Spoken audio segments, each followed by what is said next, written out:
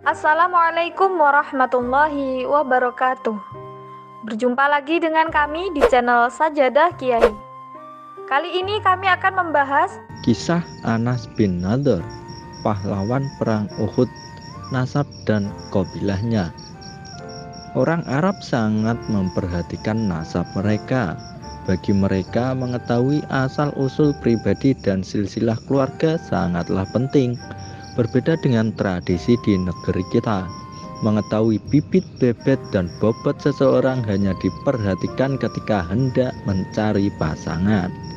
Oleh sebab itu, orang-orang Arab tidak pernah bertanya asal daerah, tapi yang mereka tanyakan adalah nasab. Karena itulah, ketika membahas biografi seorang sahabat, penting pula bagi kita mengetahui nasabnya. Sahabat Anas bin Nadhr adalah Abu Amr Anas bin Nadhr bin Dahm an-Najari al-Khazraji al-Ansari. Beliau merupakan paman dari Anas bin Malik radhiyallahu an, khadim Rasulullah Shallallahu alaihi wasallam. Dari nasab Anas kita mengetahui bahwa ia masih memiliki kekerabatan dengan Nabi, karena buyut Nabi yang bernama Hasim menikahi seorang wanita dari Bani Najjar, dan lahirlah kakek beliau, Syaibatul Hamd, atau yang kita kenal dengan lakop Abdul Muthalib. Memeluk Islam. Anas bin Nadhr radhiyallahu an memeluk Islam setelah Rasulullah Shallallahu alaihi wasallam tiba di Madinah, dan ia termasuk seorang yang dipuji oleh Nabi Shallallahu alaihi wasallam, menyertai Rasulullah dalam perang Uhud. Anas bin Malik radhiyallahu an berkisah, pamanku Anas bin Nadhr tidak turut serta bersama Rasulullah Shallallahu alaihi wasallam dalam perang Badar. Ia pun berkata kepadaku, aku luput dari perang pertama yang dilakoni Rasulullah Shallallahu alaihi wasallam. Sekiranya Allah mengizinkanku nanti untuk turut berperang bersama Rasulullah, Allah akan melihat apa yang akan ku lakukan. Ia takut berkata lebih dari itu. Kemudian ia pun turut berperang bersama Rasulullah dalam perang Uhud di tahun berikutnya setelah perang Badar. Sa'ad bin Mu'adz radhiyallahu an datang menemuinya dan berkata, wahai Abu Amr, hendak kemana? Tanya Sa'ad. Anas menjawab, ini dia kurasakan harum angin surga di balik Uhud. Ia pun berperang hingga syahid di medan Uhud. Saat ditemukan jasadnya terdapat 80-an sobekan luka, tusukan tombak, dan bekas anak panah yang menancap.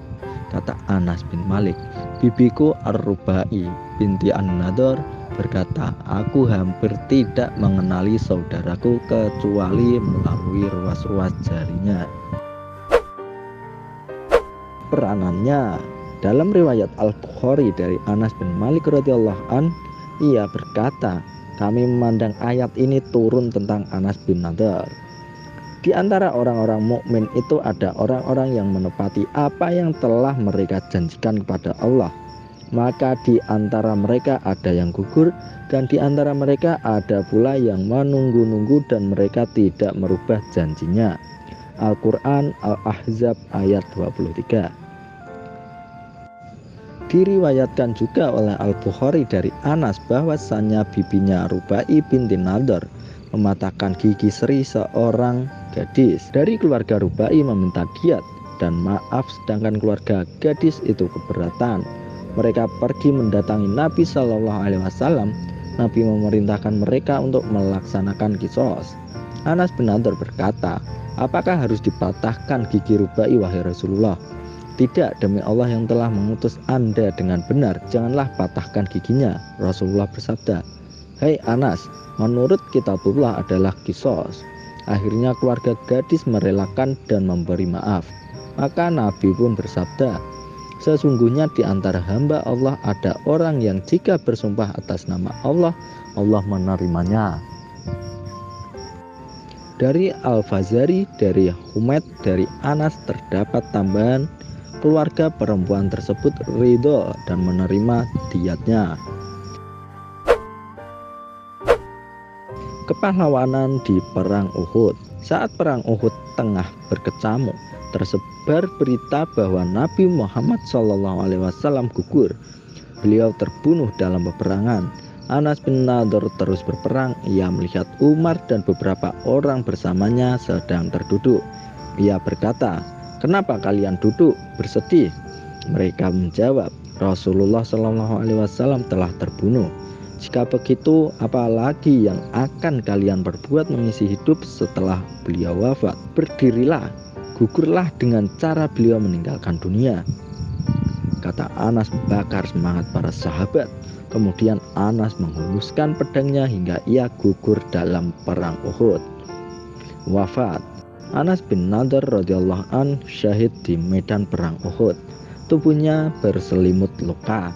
Setidaknya ada 80-an luka dari sabetan pedang, tusukan tombak, dan anak panah. Saking banyaknya luka di tubuhnya, jasadnya sulit dikenali. Hanya saudarinya Rubai yang mengenalinya melalui ruas-ruas jarinya. Semoga Allah meridhoi beliau, sahabat yang mulia Anas bin Nadhr radhiyallahu an. Wallahu a'lam. Terima kasih telah menonton video kami. Jangan lupa like, comment, share, dan subscribe channel Sajadah Kiai, serta bunyikan loncengnya agar tidak ketinggalan video-video terbaru kami. Dengan mensubscribe berarti Anda mendukung channel kami serta membuat kami lebih semangat dan konsisten dalam membuat video-video terbaru. Wassalamualaikum warahmatullahi wabarakatuh.